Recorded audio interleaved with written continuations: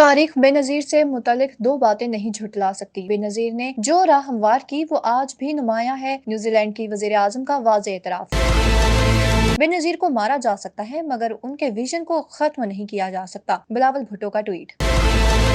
Harvard university में तकरीब के दौरान न्यूजीलैंड की वज़ीर आज़म ने शहीद मोहतरमा बेनज़ीर भुट्टो मरहूमा के हवाले से मज़ीद क्या कहा, आइए जानते हैं।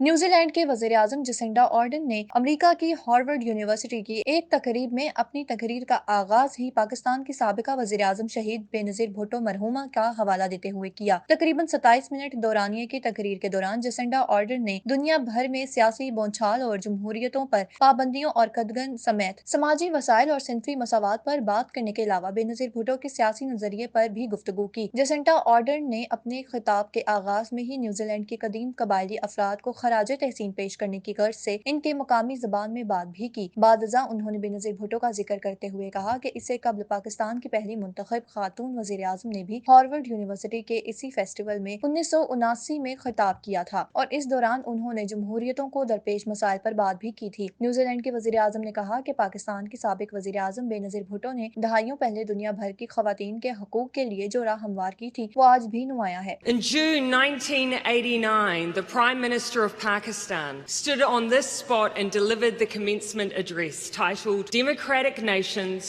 Must Unite. She spoke about her journey, the importance of citizenry, representative government, human rights and democracy. Jacinda Ardern ने यह भी कहा कि अभी भी दुनिया भर में जमहूरियतों पर दबाव है और हमें नहीं भूलना चाहिए कि जमहूरियतें कमजोर पड़ सकती हैं, वो खत्म भी की जा सकती हैं। न्यूजीलैंड की वज़ीर आज़म ने अपने खिताब में मजीद कहा कि उन्होंने 2007 में बेनज़ीर भुट्टो से मुलाकात की थी और इनसे मुलाकात के 7 माह बाद उन्हें कत्ल कर दिया गया था। उन्होंने कहा कि उन्होंने पाकिस्तान की पहली मुंतखब खातून वज़ीर आज़म से मुतादिद सियासी मसाइल पर बात भी की थी मगर बदकिस्मती से उन्हें कत्ल कर दिया गया। जसिंडा आर्डन ने बेनज़ीर भुट्टो का जिक्र करते हुए कहा कि कुछ भी हो जाए तारीख इनके हवाले से दो बातें कभी रद्द नहीं कर सकती। उन्होंने कहा एक तो तारीख ये बात नहीं भुला सकती कि बेनज़ीर भुट्टो मुस्लिम ममालिक की पहली मुंतखब मुसलमान खातून वज़ीर आज़म थी। Two things that history will not contest about Benazir Bhutto. She was the first Muslim female prime minister elected in an Islamic country when women in power was a rare thing. और दूसरी बात यह कि उन्होंने वजारत अज़मा पर रहते हुए दुनिया में पहली बार बच्चे को जन्म दिया था। उन्होंने मजीद कहा कि बेनज़ीर भुट्टो एक ऐसे मुल्क में वजीर आज़म बनी जहाँ खवातीन सियासत में कम ही आती हैं। जसिंडा आर्डन ने मजीद कहा कि बेनज़ीर की जानिब से वजारत अज़मा के दौरान बच्चे को जन्म देने के 30 साल बाद वो दुनिया की दूसरी खातून बनी जिन्होंने बच्ची को जन्म दिया। उन्होंने मजीद कहा कि इससे ज्यादा अच्छी बात यह है कि जिस दिन इनके यहाँ 21 जून को बेटी की पैदाइश हुई वही दिन बेनज़ीर भुट्टो की पैदाइश का दिन भी है। My daughter,